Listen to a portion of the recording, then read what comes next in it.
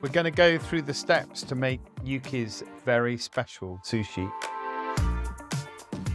First, you need a sushi vinegar mixture we call sushi soup. And you need to add into the cooked Japanese rice. Wow, it looks beautiful. Tuna. Index finger size, which is about 1 centimeter, just nicely slice. Shiny side down. We're gonna fill in the rice all the way down. Then, grab the beautiful tuna here, place at the center of the rice. Using a mat, nice and tightly roll again.